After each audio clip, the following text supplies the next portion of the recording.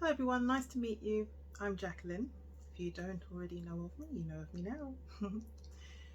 So this is going to be my little spot on my YouTube channel where I will just discuss anything and everything.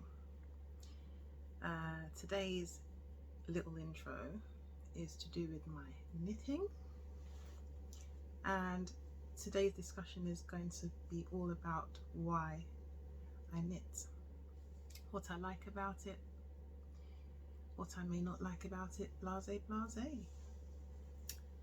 because some people want to understand what made me get into knitting, why do I like it, blah blah blah. So I'll explain. I would say it all started when I was back in secondary school. I used to attend a Catholic girls' secondary school whereby we would do a variety of very in-depth topics, I would say, and that could revolve from anything like carpentry to cooking to textiles, things like that. And when we first started out, basically it was nuns that were teaching us because it was a Catholic school.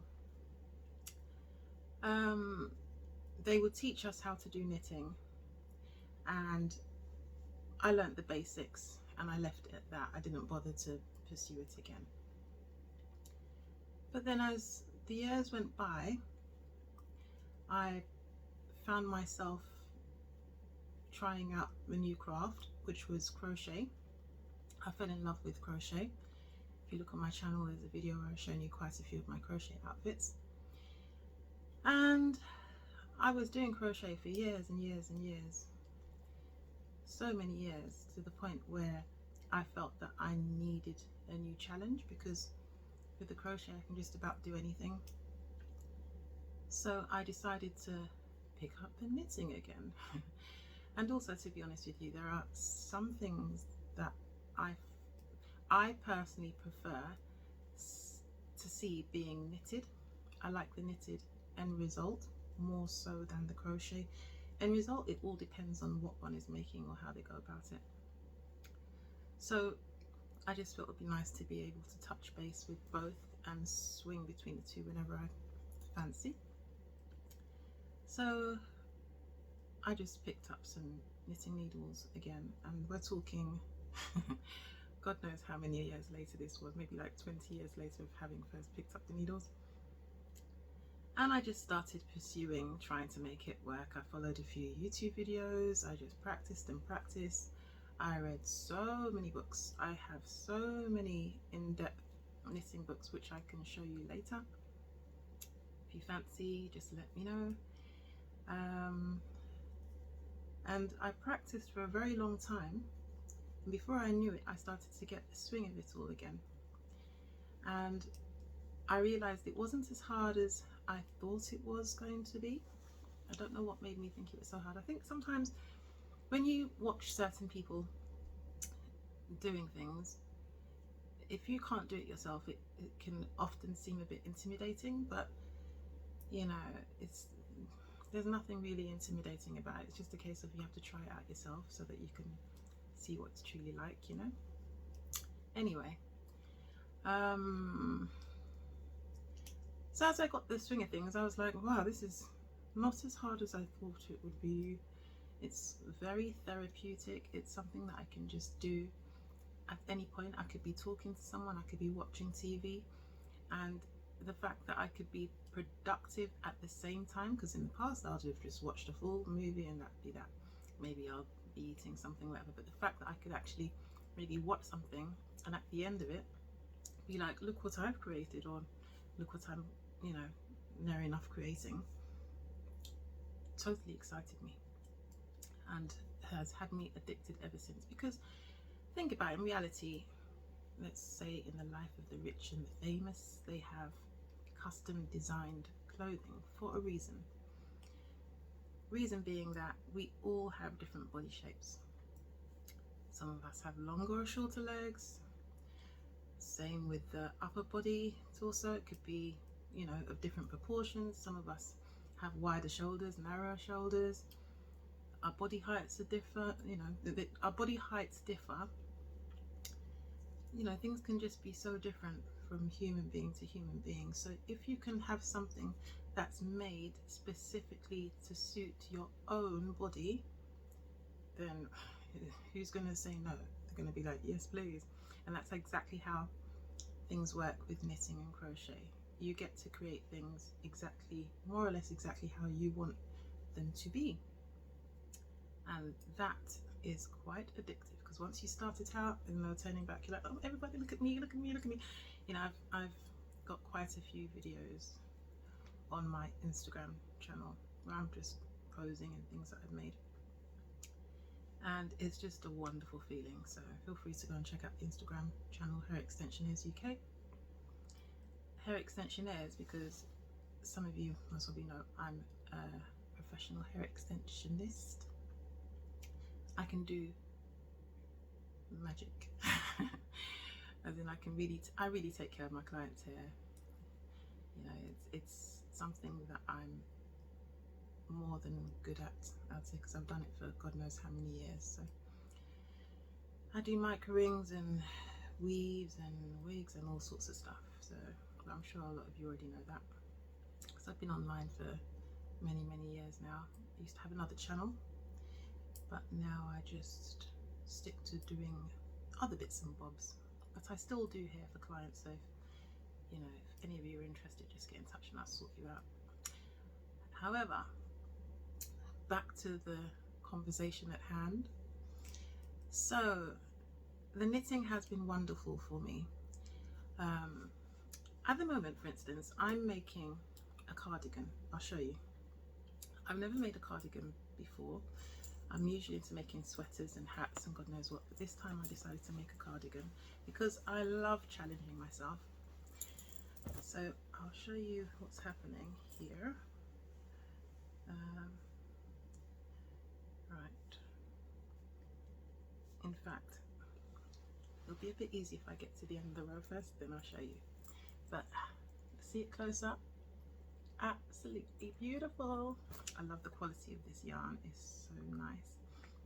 And it's just nice to be able to create things, because some of the things, especially these days, if you want something really nice, I don't know about where you are, but if you want a really nice sweater, pullover, something from within the UK, London, which is where I'm based, you'll get something decent for minimum, I'd say £80.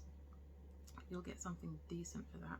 But if you want something much nicer, then it's ranging into the hundreds, so maybe like £200, 300, 400. It all depends on how nice you want it to be. There's the whole longevity issue of it. So if you're buying certain types of sweaters and stuff, the quality of the yarn is not quite the same. And if you're used to a higher spec type of yarn, higher quality, you're really not going to want certain other qualities anymore. You end up being spoiled because you learn so much about yarn when it comes to knitting that you're like, wow, this is what I need against my skin, or this is how I want end result to look. And when you look at other stuff, you'll just be like, no, I don't want anything to do with that. It's so funny. It's all been a big learning curve. And don't get me wrong, there are things that do put some people off knitting, like the fact that it takes a while to complete an item. And I have no issue with that because I'm not into rushing anything really. You know, if I was running in a race, then I'll be running and rushing, but I'm not running, I'm knitting. I'm not racing anybody. I'm making something to my own perfection, like that suits me. So things like that will always take time. It's like, you know, cooking a meal. If you rush it, it might not be that fantastic. Take your time with it and, you know, it'll be lovely. So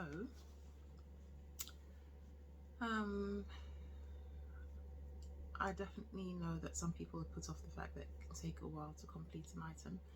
However, like anything in life, what you put in will give it will give you a certain output. So put in the love, time and energy, and the end result will be like va-va-voom. So yeah, I have no issue with times, and you know, it all depends on what you're making anyway. Hats and little things, little baby items tend to go a lot more faster than when you're working with smaller things like what I'm working with. Then again, chunkier yarns, bigger needles and stuff, obviously the item will be made a lot faster. You know, the thinner the yarn, the smaller the needles, the longer your task is going to take. So it all depends on you and your preferences. At the moment, I'm purling. This is a stocking net cardigan that has been made in pieces. I made a front section. I made, well, basically there's two sections, two separate sections for the front, one big section for the back, and then once that's all together, I'm then going to arrange for the arms to go on, the sleeves. So it's been so interesting. Right, I finished the rope so I can show you what I mean. So here's the back, which I'm still working on. You see how beautiful it is. You can see my 1x1 ribbing. My 1x1 ribbing, I do it in such a way, I learned all these tricks from people, but I do mine in such a way that it's not just neat, but it also keeps the memory. So when I say memory, when you pull it, see how it just bounces straight back? If you don't do it a certain way, it won't bounce straight back like that. And you want the end result to look really pretty. So this is pure wool, by the way. It's not got anything in it. Like it's you know, it's pure. Partly why it just looks so beautiful. I did used to make use of some superwash yarns, but I just find superwash yarns drive me mad these days, so I can't be able to touch them anymore because having put so much effort into my work, I can't afford to sit there and watch my work stretch or God knows what after washing and after wearing it for a while, stretching. I don't want anything like that. So I love these things to try and last like for as many years as possible. So I'm extending the back up. I've done one section of the front. You see here? By the way, these are my stitch markers. Let me know what you think of them.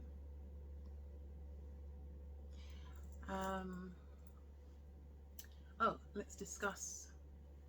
I'll show you just how fussy I am. For instance, underneath the arm here, if you look, I'll show you what I mean on this one. Underneath the armpit, one needs to give that a bit of shape, preferably if you can. So can you see how mine just curves like that beautifully? Nice curve. Not all people are as fast as myself, but I'm really fussy in that sense. I don't like any zigzag stuff. You know, I just like it to curve underneath the arms and things.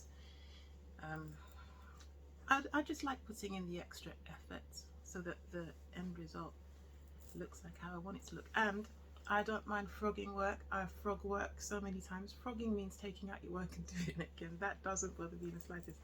I frogged this so many times to make this. At first I frogged it because I have no pattern. I just made it up by myself, and it took me a while to get it exactly how I want it to be. That's all I can say. But now I'm laughing all the way. So I've literally just got to complete the rest of this back bit so that it can be the exact same height as this. It was actually complete before, believe it or not, but I had to frog it and just redo the back section to suit me a bit more, because the way I'd done it before was half stockinette and half garter, but I didn't feel like the garter looked beautiful enough, so I removed all the garter and I'm changing it just to full stockinette. That should be done most probably over the next 2 days, because I've just got to do it to be as long as this. So I've just got to go back to there. Then I can do my second front piece, and if you're wondering why these stitch markers are here, it's because, can you see there's a slant? So if this is a straight, my body like that, it slants a bit. Can you see it straight? It slants up like that, and that's what my stitch markers are about.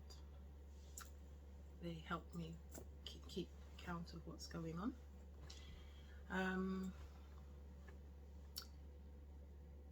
Thinking of what else there is that might be off-putting when it comes to knitting.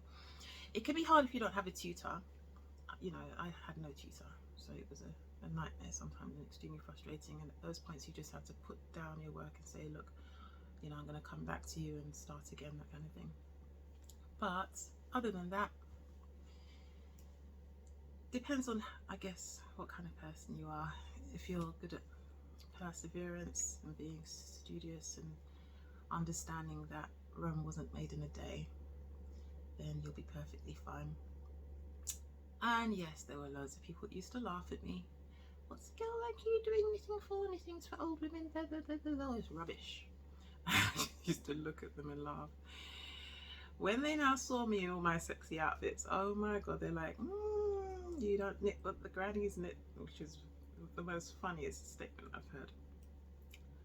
But you know, it just shows I can design things into however I want them to be.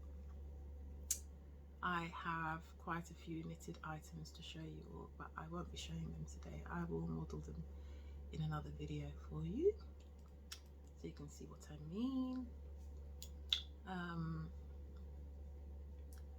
Just thinking, what else can I tell you about knitting?